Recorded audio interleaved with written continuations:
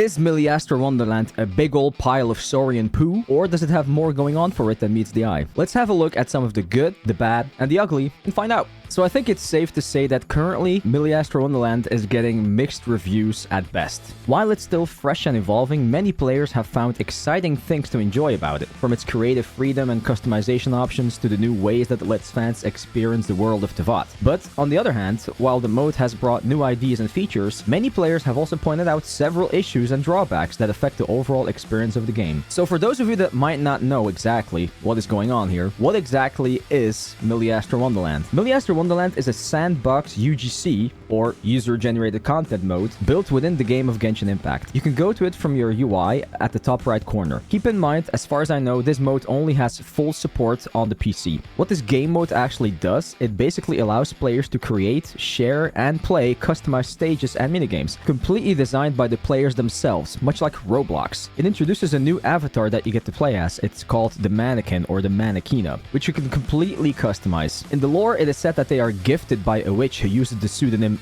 Octavia, and are given to the Traveler and Paimon to be used within the world of Miliastra Wonderland. This character that you can customize completely yourself can actually also be used in the overworld. Through party selection, you can actually find the Manekin within your character roster. They should be tied to your Traveler, which means if your MC currently has the Pyro Vision, your Manekin should also be Pyro Vision. And they also use the sword, much like the Traveler. To level them up, however, you need to have a certain progression within Miliastra Wonderland, so you cannot just level them to 90 through the usage of mats alone. Though you actually have to reach a certain progression within Miliastra Wonderland for you to actually be able to go max level within Tevat. Also, I would not advise to use them in any kind of endgame content because they are most likely not going to be viable enough for that. So, as a player, you can actually create your own games, stages, or challenges within this mode. You can go to the Miliastra sandbox, which is basically your editor and the tool that you will use to create your own stages. There's already a big arrangement of terrains, objects, buildings, props, decorative assets, enemies, and much more to choose from to let your creativity flow. Beyond just placement, you can actually also define rules, like for example,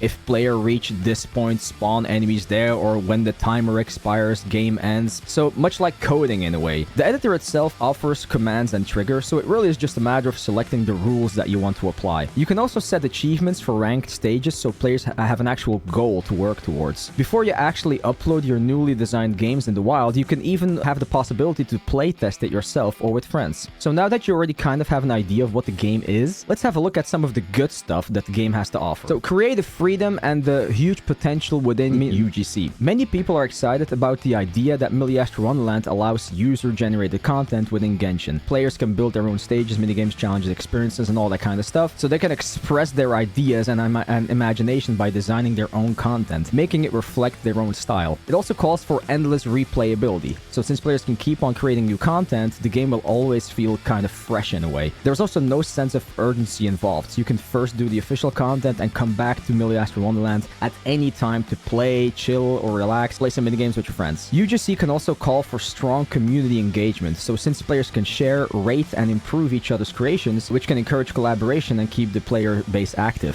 Making this kind of content also helps players learn creative and technical skills like design, logic, or storytelling, skills that are actually required in real game development. Overall, games with UGC tend to have a decent amount of longevity, be it that it obviously still needs to be worked out well. It offers a new type of content to the game of Genshin Impact. Some people do appreciate that this new mode adds some variety to the game, rather than just an open world and a combat loop that we are currently continuously experiencing. Miliastra does provide that different kind of experience.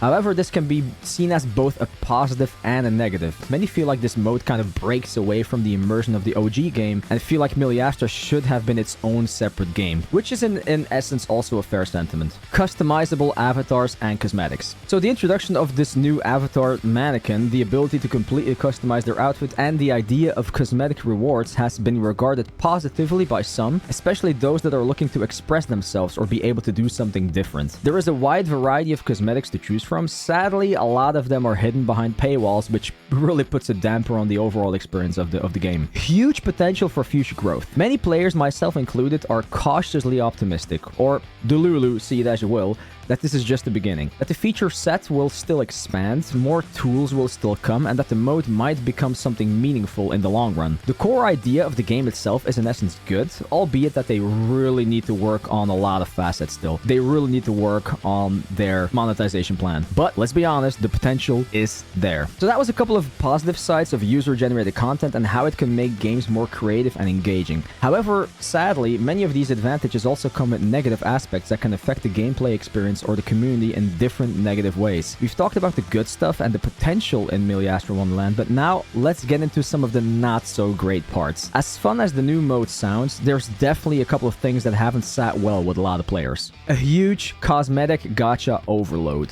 The newly introduced mode sadly introduces a separate banner system just for outfits in addition to the already existing character and weapon gacha system in the main game. You can wish for a number of outfit sets to enhance the look of your character. These sets, together with other random customization items, are, believe it or not, actually gender locked, meaning if you pull a female item, you cannot put it on your male character and vice versa. The same goes for the set. If you spend your money on the set for a female character, that set is not available for your main character, meaning that you have to pull for that set again to get the male counterpart, thus making you spend even more money. Because of this system, it also feels like there is a high chance of pulling items that you will not even be able to use, making it so that people will not want to put in the effort of doing pulls in the first place, since the rewards feel less fair or less transparent. This leads, rightfully so, to a lot of frustration amongst the player base. You can also buy specific items separately, like eyebrows, pupils, and all that kind of stuff, which just seems crazy to me. Like, why on earth would I want to spend $1 on eyebrows? Also, you can only get currency in the game by literally buying it. There is no other way of earning this currency. And the prices are insanely high. Just look at the prices from the packs. Mind you, like you said earlier, you would have to easily buy 2 packs if you want to ensure yourself of having both male and female versions of a set. Easily $200. That's wild. $200 for a skin is just absolutely insane. I'd rather spend that money in the actual game, not gonna lie. The smallest silver lining, I guess, in the grand scheme of things, is that at least here there is no 50-50 system. Yay for us! Concerns about the battle pass. Miliastra Wonderland also obviously comes with its own battle pass. Genshin doesn't want to earn money, right? Granted, buying the battle pass, be it in the main game or in Miliastra Wonderland itself, will grant you the battle pass boon effect, which will grant you a discount when purchasing the battle pass on either of the other sides. Honestly, this just feels like Hoyoverse trying to come off as if they're doing you a favor, as if they are being overly generous beyond belief. But honestly,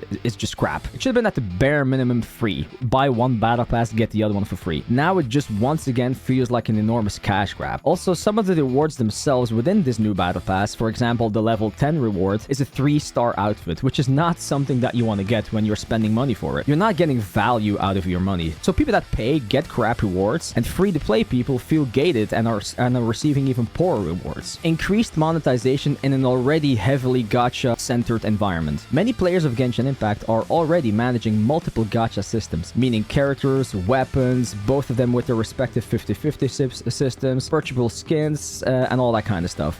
The addition of a whole new mode added to that will, which also features its own gacha system, just adds to that already existing load. The fact that they're doing this just comes off as very, and I don't really like to use this word because it sets off a lot of people, but it feels enormously predatory. Say what you want, but it just really clearly shows how badly Hoyoverse is after your money. And obviously, it is a business, they want to earn money, which is normal, but I feel like they could have gone about it in a different way as they have done here. They could have made it less obvious. You could also make the argument, well, Dimi, if you don't like it, then just don't spend money on the cosmetic. Simple, no? This is in essence correct, but then it also kind of beats the purpose of playing this game mode at all. You no longer have anything to work towards.